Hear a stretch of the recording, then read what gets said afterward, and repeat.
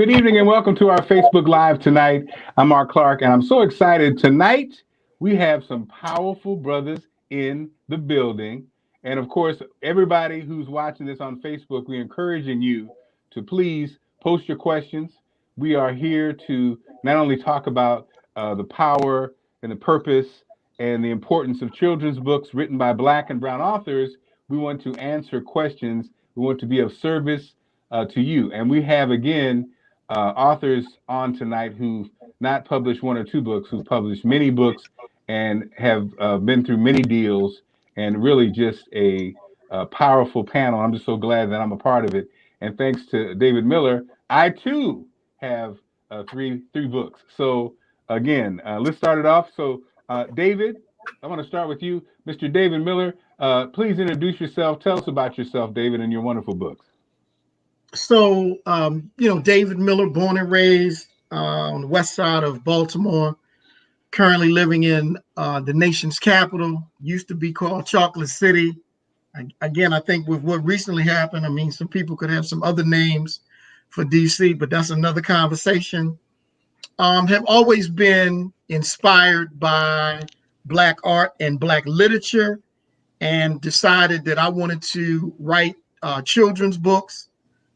Really based on when my children were younger, like it's still the case today. You can go to a Barnes and Nobles or some of the other big bookstores, some of the larger book venues, and it's still very difficult to find children's books written and illustrated by Black and Brown folks. And so, because of my own sojourn with my children, struggling to find culturally appropriate books, I decided that I wanted to really get serious about writing, particularly children's books. And so, David, you actually introduced me to Jerry, who really is a superstar years ago. So, David, I want you, before Jerry even introduces himself, you go ahead and give us a little bit about Jerry, because he's super humble, and we won't find out anything. So please give us some about Jerry before Jerry talks about himself. So, and I think one of the things you said, Mark, that is really important, even though Jerry is literally an award-winning author and illustrator. What's interesting, a lot of times now, because of Facebook, anybody will put on their bio that they are a best-selling author, even though they've only sold, like 19 books. But Jerry is a New York Times best-selling author. And even before, Jerry got his major publishing deal, Jerry had already published and illustrated maybe 24 children's books. And within all of that, Jerry is probably one of the most honorable men that I know, super humble. He's even willing to talk to, struggling authors who are really trying to figure out ways to break into the industry. But again, family man, all around great guy. Jerry Craft. It's hard to top that. I appreciate you. So yep, Jerry Craft, author, illustrator. And like David, I publish my books because I know that the books that I was supposed to read as a kid, I did not want to read. I think a disproportionate amount of books with African-American protagonists were about, topics like slavery, civil rights, and police brutality, things like that. And those are important stories, but I also agree with David in the sense that, any book that a kid can read and gravitate to, whether it's a Wimpy Kid or a Harry Potter, but with Black characters, it's an important book. I met David years ago when I did the illustration for his book. He hired me to illustrate his book, Khalil's Way, and he was like, "Hey, can you help me do a chapter book?" And I was like, "Yeah, David, I don't know if you know this, I'd never done a chapter book before." So I had to, after I hung up the phone, I had to read up on what I had to do and learn about the layout process and all that. But David and I have become friends since then and done things. I mean, we've talked to hundreds of kids. We've talked to kids at Tougaloo University. We've talked to kids in the incarcerated kids. What was the centers we went to, David? That was actually in Jackson, Mississippi. Yeah, detention centers. And again, when I see how much David actually cares about the kids in the community, it is inspiring to me as well. And in fact, in my book New Kid, I named the community center, the Miller Community Center, after David, to give him a little shout out. So I am glad to be here. So thank you. Well, that community center, them kids will be snapped in order because Dave don't play, boy. He'll get you in order. He'll get you in shape.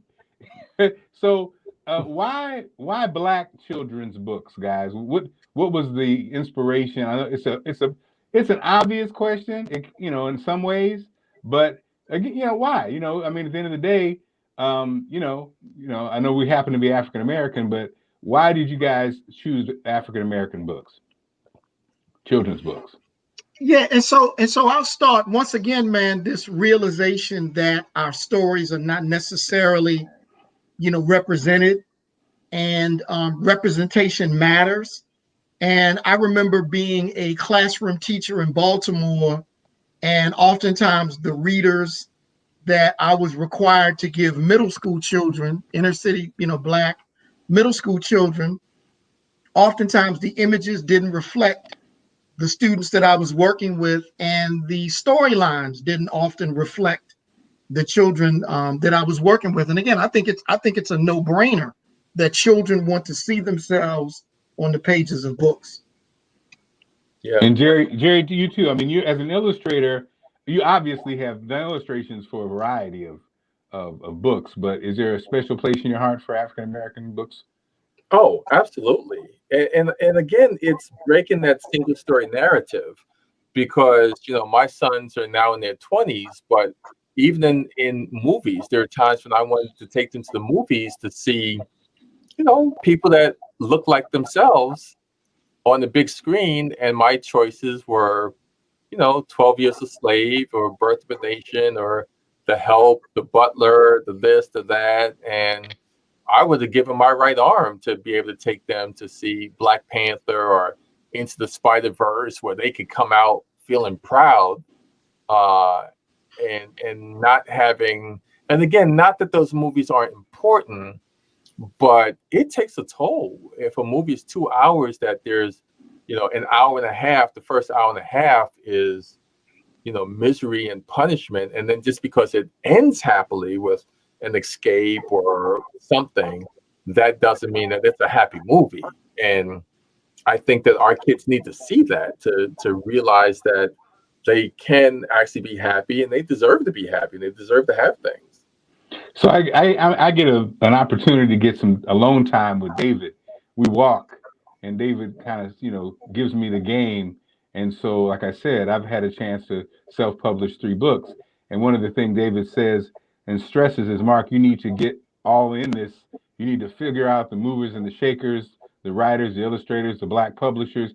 It's a full-time job getting to know who's doing it, and so you can see where you stand, and also you can reach out to them. So starting with you, David, who were your idols, role models, people that you looked up to, authors and publishers, as you were beginning the process? So sure, but before I tackle that, let me just also say, ladies and gentlemen, we're going to be giving away 25 signed copies of Khalil's Way. And the way that, and we'll make that announcement a few times, the only way you're going to get the free signed copy is you need to email me the first 25, not the first 50 or 75, but the first 25. Jerry and I are going to sign their book, and you need to email me at dmiller3941@gmail.com, dmiller3941@gmail.com, if you want a free signed copy of the book. And so again, Mark, I have always been heavily inspired by the creative genius of the Black community, whether it goes back to the 1920s with the Harlem Renaissance, to even looking at the just the depth of Black publishing. Looking at people like Wade and Cheryl Hudson in New Jersey with their children's books, and then looking at people like Baltimore's own Paul Coates Black Classic Press, and then looking at Third World Press in Chicago. I just think that within the literary tradition, we have just some giants, man, that most people are not even aware of, that are publishing quality children's books and books for adults. And so I've always been inspired by the literary movement. And then, people like a Jackie Woodson and a Kwame Alexander that both Jerry and I are friends with. I sought out Jerry Craft because I saw his work and I was like, man, this cat is a genius. People like Derek Barnes, and there's just a Zetta Elliott. I mean, there's just a host of dynamic writers across the country. But what I think the challenge is, Mark and Jerry, and I know Jerry is going to speak to this, all too often, we get more support from white schools and the white community than we do urban schools. That's number one. And then number two, and this is a shout out to all of the principals and assistant principals and decision makers at schools and nonprofits. You don't just have to go to Scholastic. Now, Scholastic is a great brand, but oftentimes there are many independent, homegrown authors and illustrators who are presenting quality books. And sometimes, man, it's very difficult to get that kind of support that's needed across the board. And so, Jerry, you actually, basically as an illustrator, I really am curious. Like, who did you look to as a young illustrator to inspire you as a role model? It's so funny because I was not a reader as a kid, other than Marvel Comics. So all of my heroes were comic book artists, and then as I got a little older, I started meeting comic strip artists. So people like Ray Billingsley and Maury Turner and Barbara Brandon and people like that. So when I saw that they were doing that, that was the first African Americans that I actually looked up to, like, wow, they're syndicated in like hundreds of newspapers. But I didn't really start meeting authors until I was one. And I would do book fairs and I would meet people and wouldn't even know that they were who they were. I remember having breakfast at the Hudson Children's Book Festival with a nice older African-American male and a super interesting woman that we were having breakfast with, and come to find out that it was Jackie Woodson and Walter Dean Myers. And I really didn't know who they were at that time, because I have to say I had just, the second that I didn't have to read books for school, I had stopped reading them, because I just didn't, I didn't have a librarian that was saying, hey, look at these books. This is before, you could get a Kwame Alexander book or a Derek Barnes book that, was just a book that kids love. And so a lot of that came step by step, of meeting these people, but it was not something I grew up with. And I want to say shout out to everybody who we see y'all in the comments, and we'll be addressing your comments. And just so thank you for joining us. And once again, David, give your email, because we are going to give away these books, the first 25. But David, your email once again. And this again, a copy of Khalil's Way, written by David and illustrated by me. So again, let me, because I know our people. We're only giving away 25. We're not giving away 250. Don't be saying my son want one and you email me 3 days later. First 25 signed copies, me and Jerry will sign. dmiller3941@gmail.com. And I didn't type it because I noticed when I was typing it, we were getting some interference. But I just want to, what I love about you guys is David Miller. I was stalking your Facebook the other day, and I saw you sitting there with John Henrik Clarke, and you were a young man. You probably what, Dave, 25 years old or so. But No, I was probably on the other side of 25. Had a really special relationship with Dr. Clarke, man. Really special relationship with him, man. and I just bring that up because then last night, I was excited about our interview, but last night I was on, I know you guys do this too on Facebook, on YouTube, and I got onto some jazz greats talking to each other. And what I love about David Miller and what you guys just expressed was that connection to the past, how we stand on the shoulders. And I think there was a time when we really did, that generation, especially the John Henrik Clarke's generation, they built this fabulous kind of thing for us. And then, like you said, Jerry, sometimes we didn't have someone to guide us to the book or to guide Right. us to the history. And like you said, you were one of the authors before you really got into that.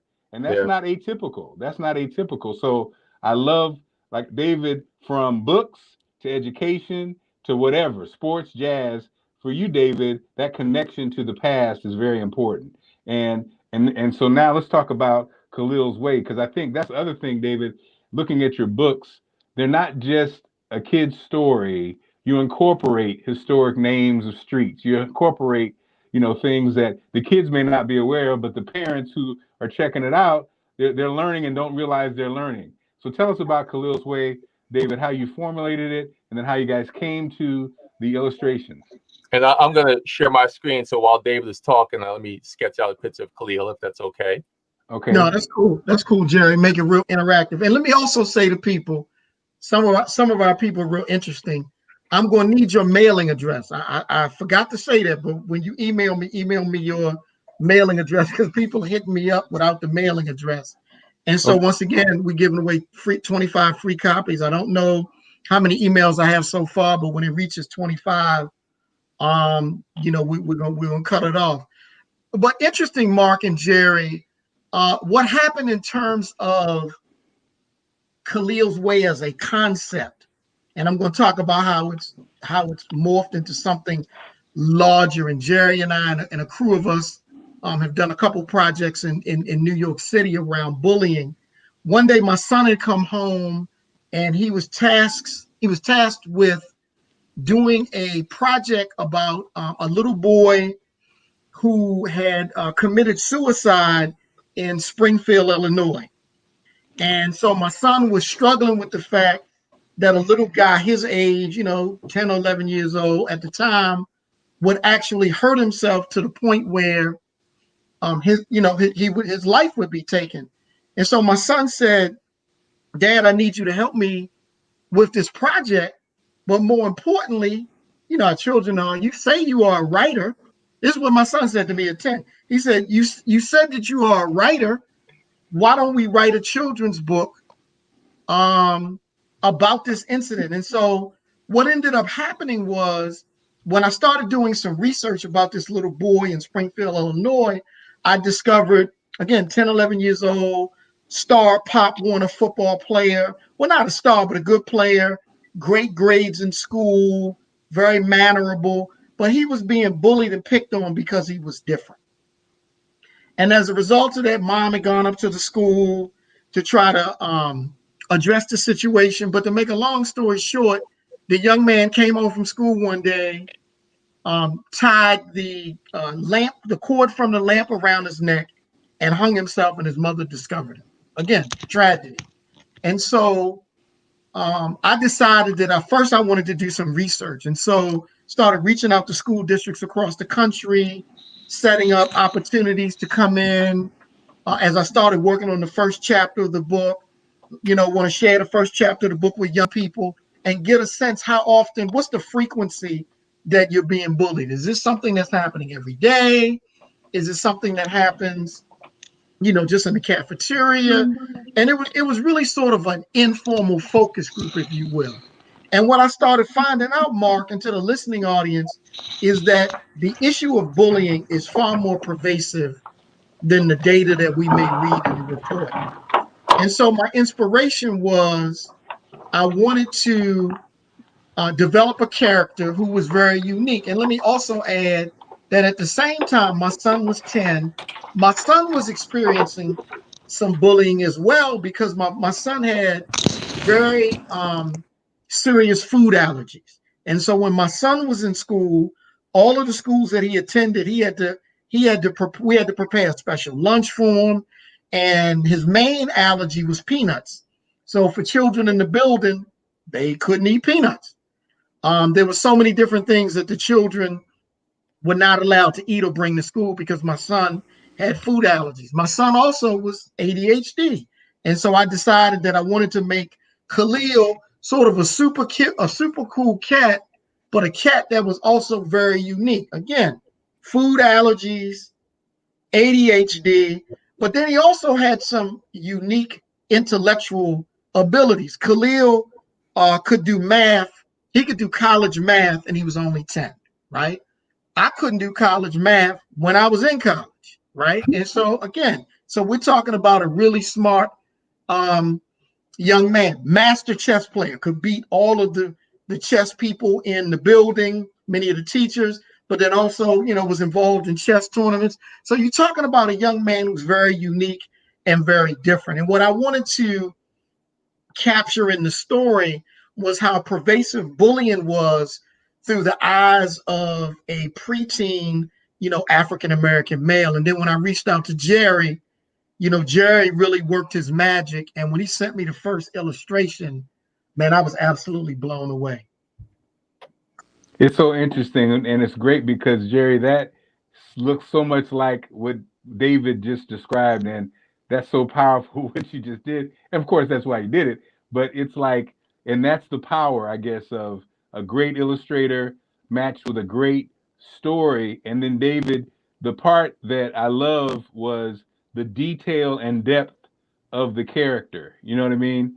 As somebody, like I said, I just started, my characters don't have that depth, but it's just great to see that. And then Jerry, when you're given that task to make Khalil come alive, where does it start? I mean, we saw it start here with the face, but what happens? Put us inside your brain when you're creating.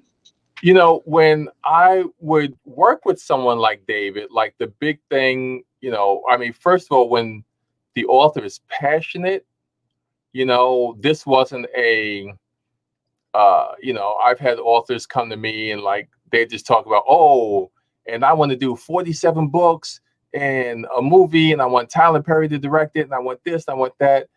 That usually doesn't go well.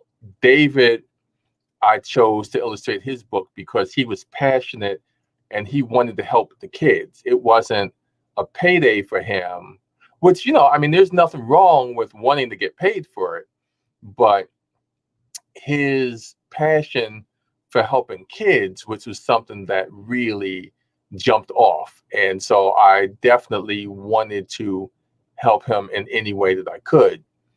And then the fact that, like you said, he had already a lot of, who Khalil was. So, we talked about the chess playing. And in fact, if you see the cover, the characters themselves are chess pieces on a chess board, and because Khalil uses his mind to kind of really figure out what his situation with the bullies and what he's going to do. So he has his master plan. So then I just start sending sketches, I'm like, hey, here's what I think, here's this one, and, getting his feedback, which is different than when you are traditionally published. Like when I did a book for Scholastic, I was not allowed to actually talk to the writer, the author. I work with the art director and the editor. And then when, we agree with everything, then it's like, okay, they send it to the author.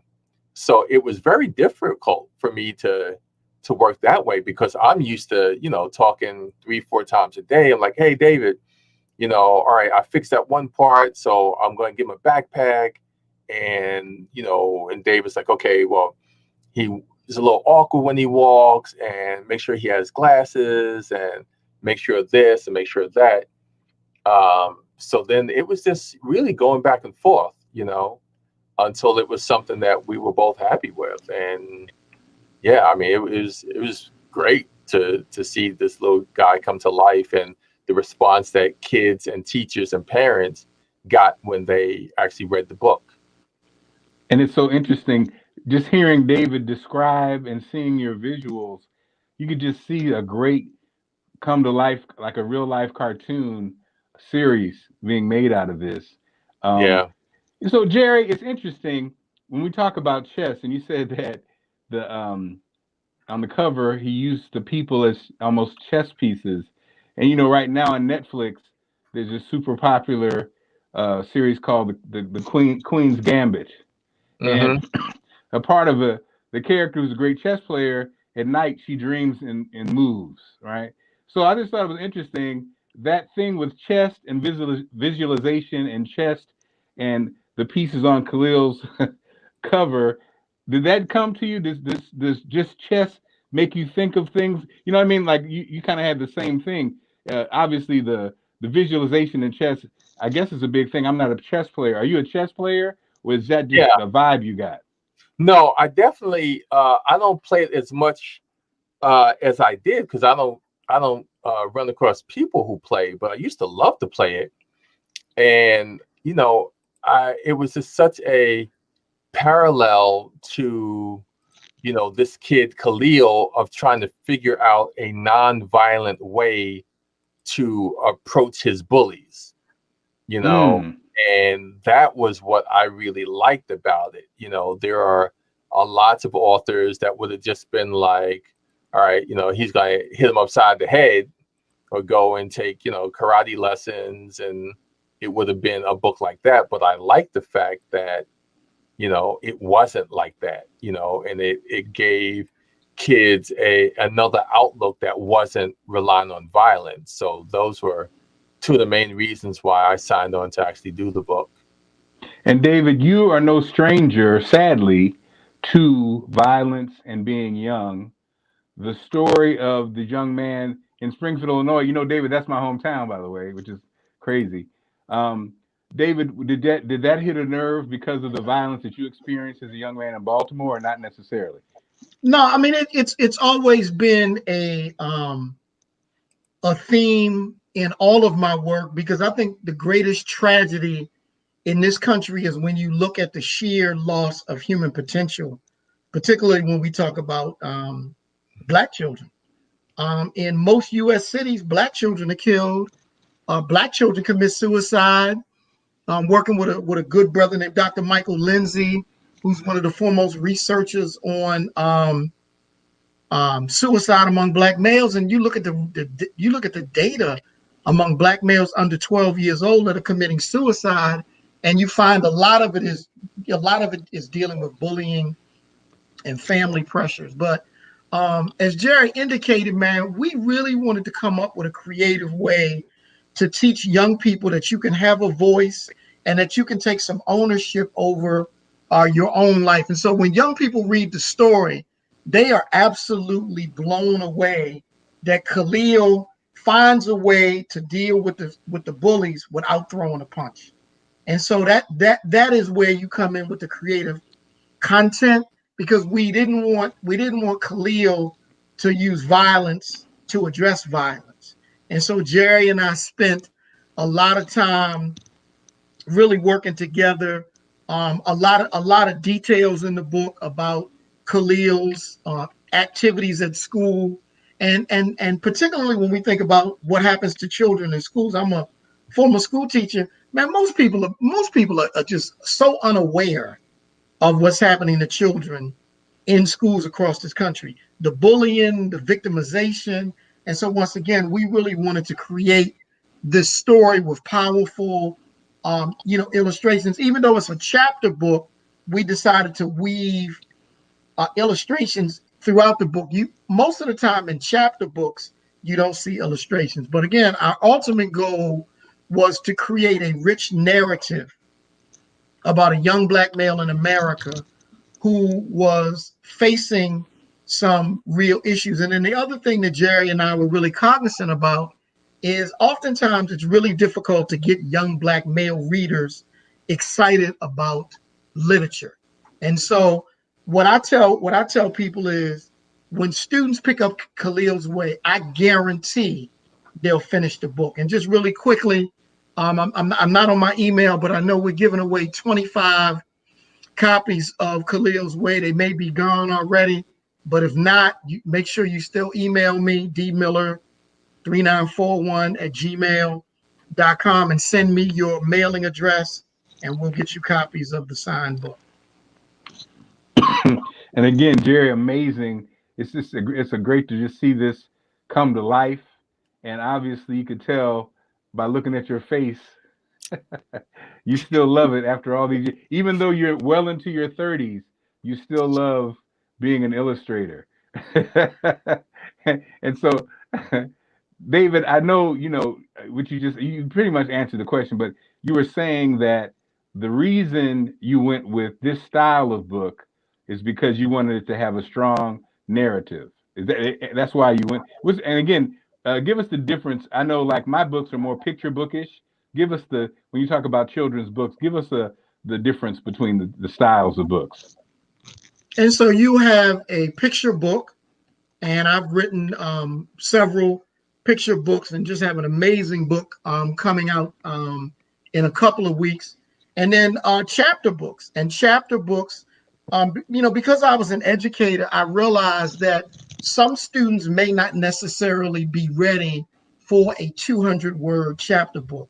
So I really wanted to create a hybrid, if you will, a mix between a picture book, because there are illustrations, and then short chapters so young people could build some level of confidence about the text. And so while the book is about 110 pages, and so the goal is to really get young people excited about a shorter chapter book, with 3 to 4 pages per chapter, to get them excited, to build up some self-confidence, to build up some fluency, to explore vocabulary words that they may not ordinarily use within their regular lexicon, and then begin to get them to graduate toward more comprehensive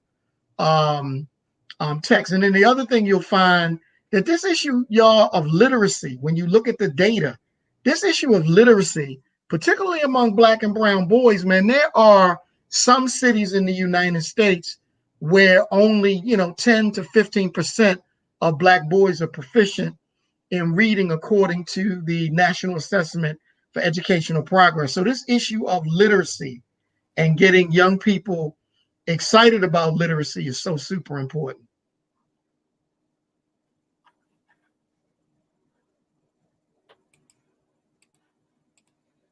And so I don't know what happened to Mark, but once again, if you guys would like a free copy of Khalil's Way, and again, we do have a limit, it's 25. I keep hearing my phone go off, so I see that people are sending me their name along with their address.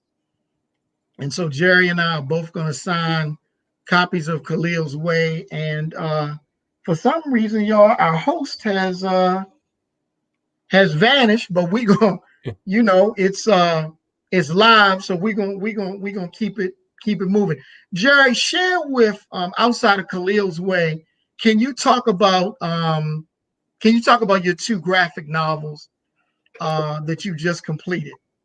Yeah, so one of the things that I did is, as you know, I had self-published because the rejection letters, I mean, I could stack them like this big, the rejection letters that I got from trying to do books that I just wanted, regular kids, just kids doing regular stuff without always having the weight of the world on them.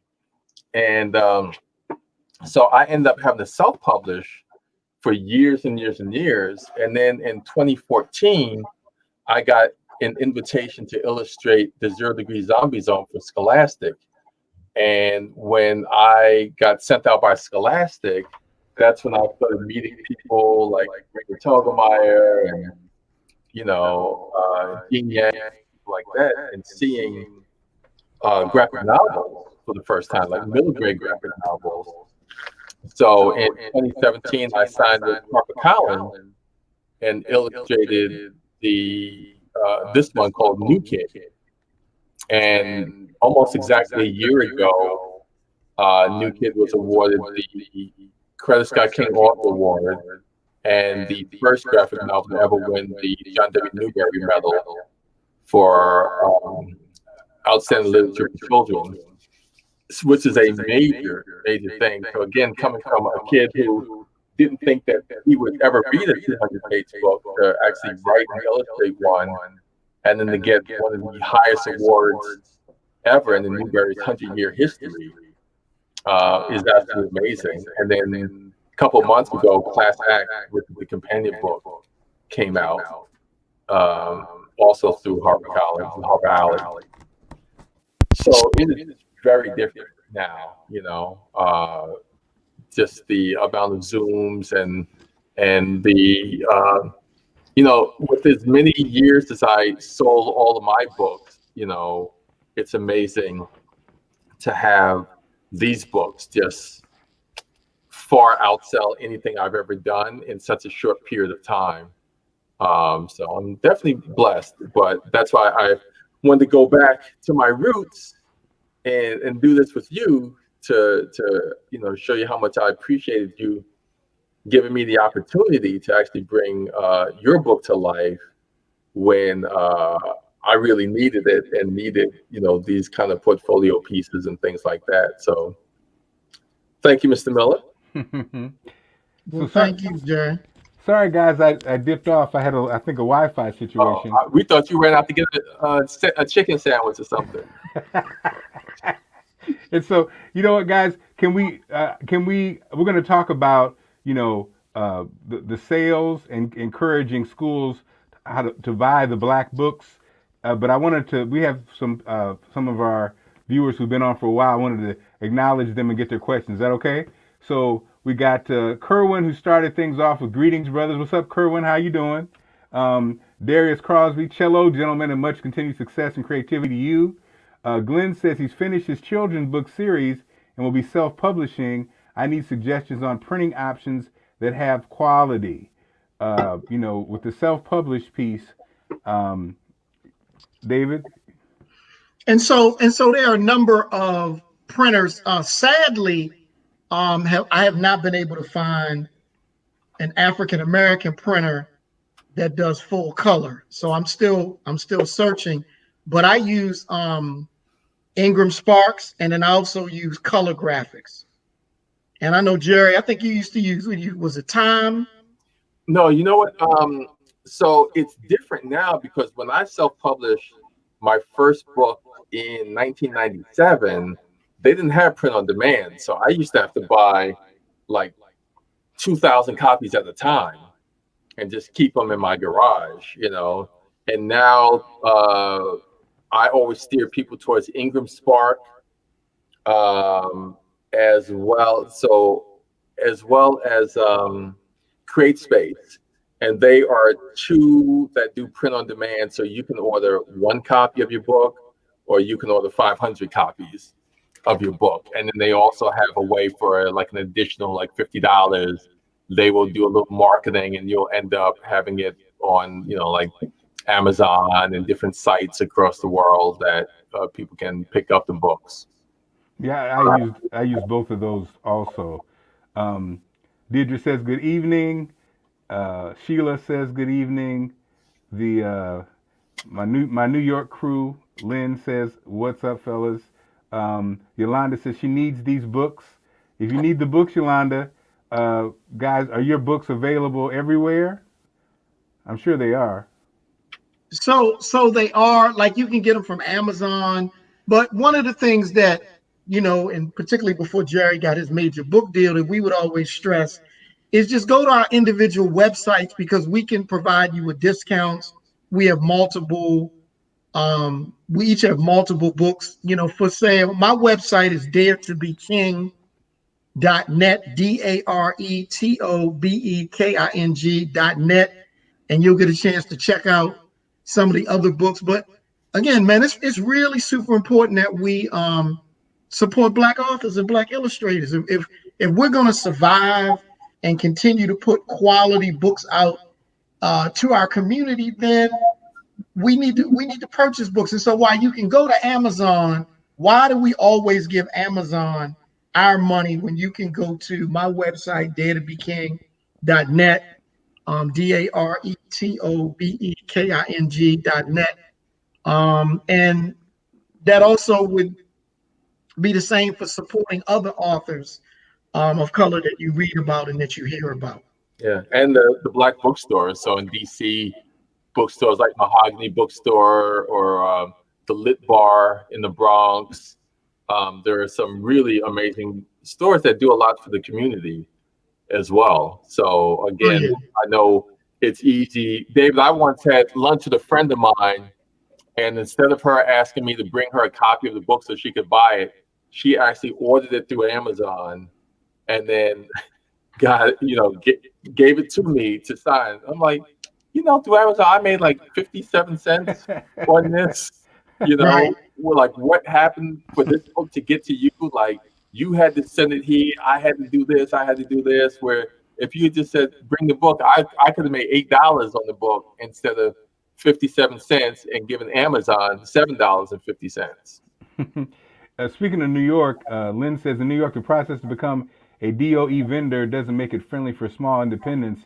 It's a good old boys club. Did you find that in New York, Jerry?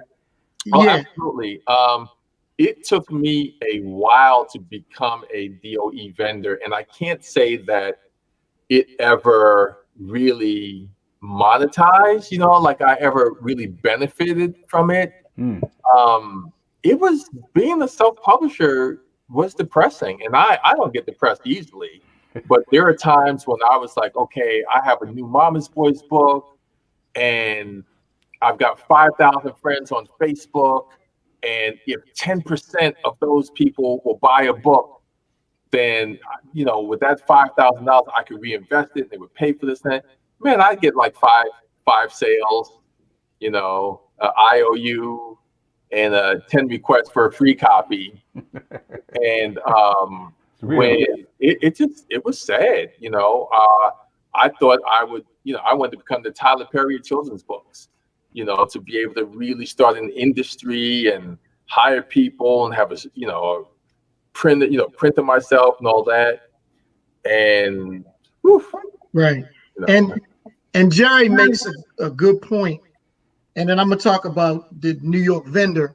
Going back to supporting Black bookstores, I have an awesome relationship with some Black bookstores out here across the country. First and foremost, Everyone's Place, which is probably one of the most successful Black bookstores in the country. Brother Nati, and then he owns African World Books. Then in DC, you have Mahogany. Shout out to Derek and Ramunda. I think they sold about 110,000 Black books in like 60 days. You got Sankofa in DC. And we could spend a little time just, big ups to a lot of the Black bookstores, but we've probably lost 50% of Black bookstores in the last 15 to 20 years. And a lot of that is because we want to buy from Amazon versus directly going to Black bookstores or coming directly to us to purchase books. The other thing about the DOE with the vendor, I always tell independent authors, start with smaller school districts first, like maybe, a county or subdivision near where you live. And then as you grow, you want to try to do some of the larger school districts. New York City has been profitable. The challenge was it took us maybe 5 months to get paid. So they'll tell you, 30 days, 40-day net. But sometimes with the school districts, it could be 180-day net. And I know that's difficult for self-published authors, because if you ship 120 or 500 books, you want your money because you've already put that money out. But again, some of the larger school districts, Chicago, New York, Philadelphia, had some big orders from Philadelphia years ago, had just alarming challenges getting paid in a timely manner. But I found a number of the smaller school districts, you're literally able to get paid in 30 days. But once again, really quickly, we're only giving away 25. They may be gone at this point, but you can still shoot me an email, dmiller3941@gmail.com. And then the last thing I'm gonna say really quickly, Mark, is I'm really at a space where I want to give away books, because too often Black kids in urban schools don't necessarily get some of these super cool books that I write, that Jerry writes, and that other authors. So I'm working to try to figure out a way to fund my own freedom so I can give away books. And as Jerry talked about, I mean, I've had 5,000 friends on Facebook for, a couple of years. Some days Negroes get on my nerves, and then I'll delete them. And then I'll bring on other people. But like, if I put out a GoFundMe page, the question is, will the Black community really support me to help me raise that money so I can give away books? Well, we got another announcement here. Mr. Miller, happy birthday. What the heck, man? You didn't tell us you're working on your birthday, bruh? Hey, man, we got to get it in, brother. And so today is my birthday. But when I think about the condition of our community and what we need to do to reclaim our children, we got to work. And so I can tell you now, man, if you think I got a crazy work ethic, when we get off of this line, Jerry will do like a 10 hours. I mean, he'll do 10 straight hours and then sleep a little bit, eat a little bit. But that's the craft, man. I mean, that's really the craft of being strong in the writing game. And so No, Mimi, no pun intended. Mimi brought that up, and she says, "Thank you, hello authors. Thanks for sharing your talent." Hey, Again, I Mimi. mentioned Lynn from New York's in the building, one of my favorite people and a huge supporter. Tracy says, "How does Mr. Miller go about developing his characters and narrative?" So that's really interesting. And let me just also say that you guys are really in for a treat. I mean, just being able to have Jerry on the line. Again, Jerry has won some of the biggest, most prolific awards that you can win for writing children's books and illustrating children's books. And he's still a humble guy. I can call Jerry and I can pitch a character to him. And Jerry would be like, I'm not really feeling that. Or I really like that. Let's figure out how we can further develop the character. What I do is I developed Khalil, who he was, what I wanted him to look like. I developed what I wanted mom and dad to look like. I did all of that even before I started the manuscript. So my style is I develop the family. Like, so I want mom to be brown skinned with glasses, and I want her to have long locks. I want dad to have a fade.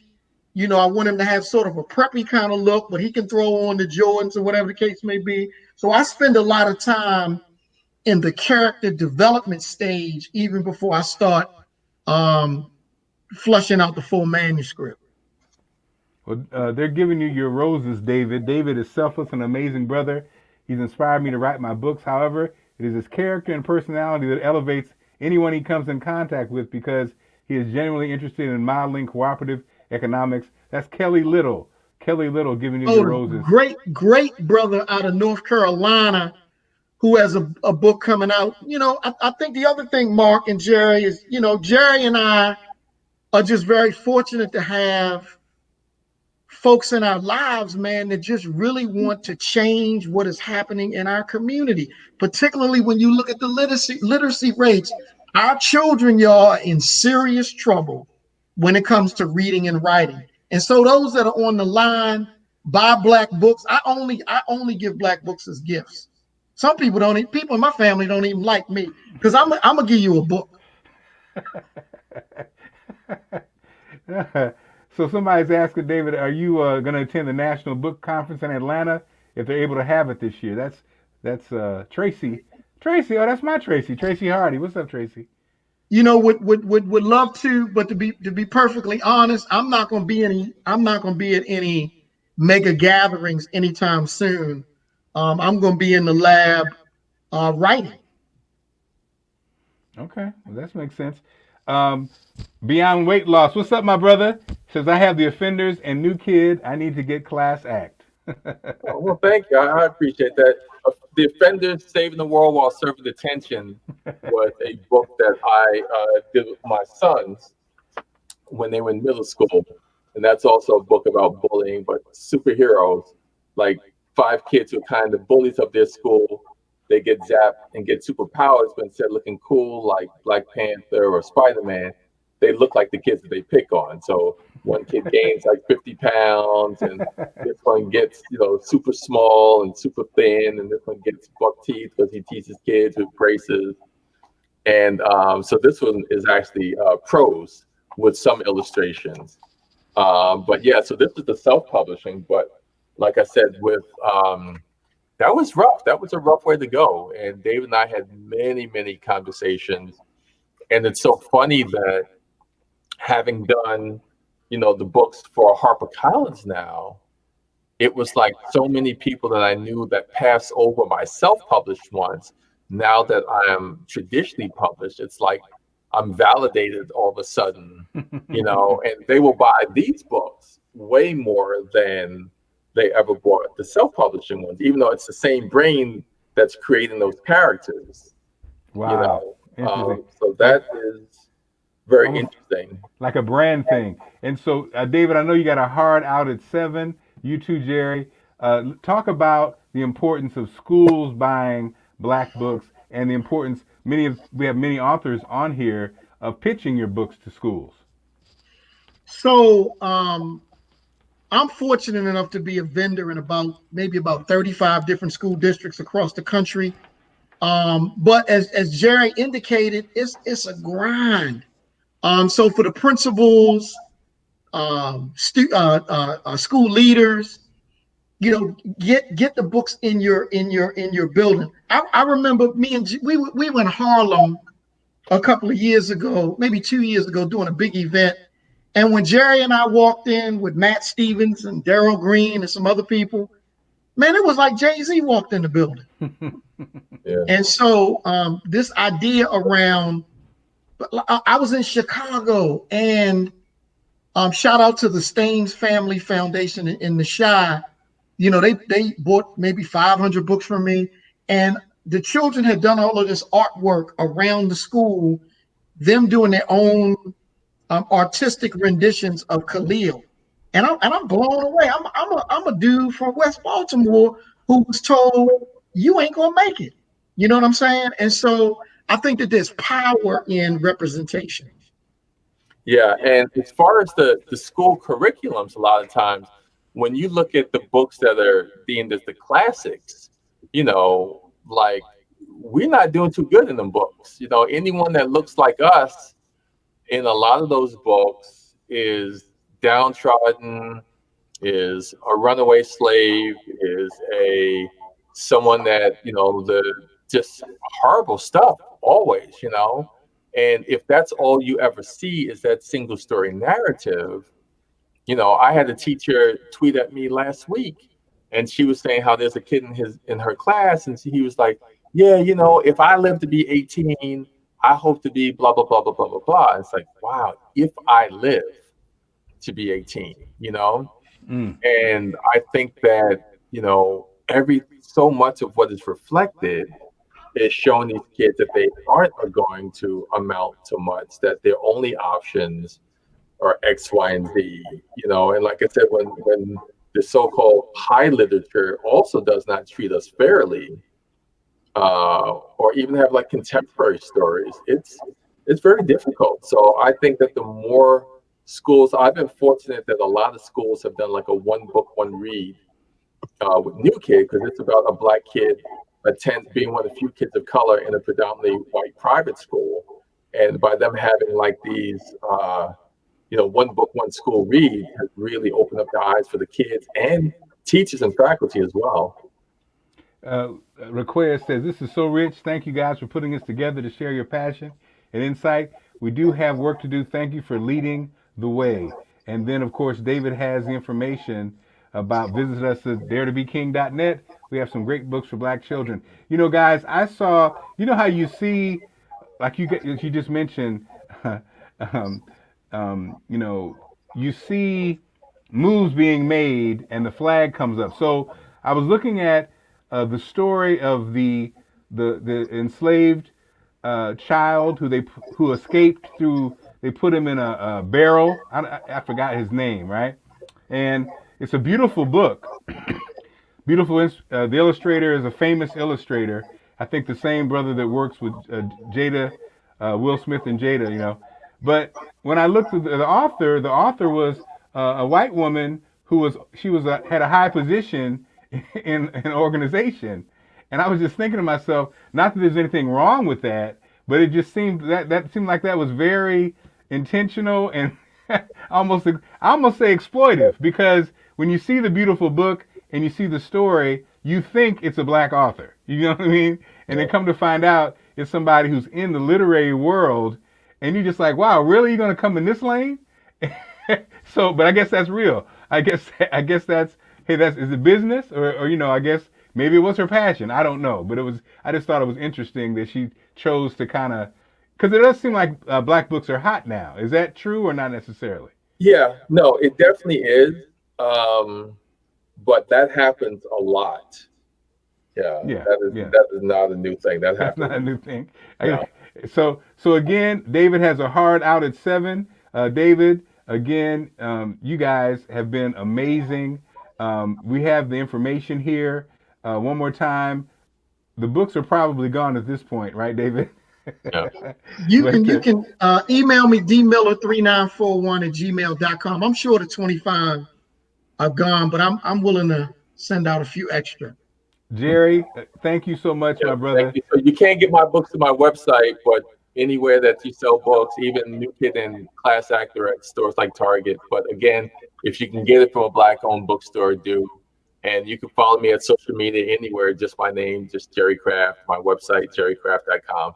So thank you both. I saw Ben Broadnax. What's up, Ben? I saw you. St. Louis in the building. Again, David Miller, thank you so much. Jerry Craft, thank you so much. Have a blessed day. Everybody be safe out there. Put those masks on, and we'll talk to you soon. Happy birthday, Mr. Miller. That's right. Peace.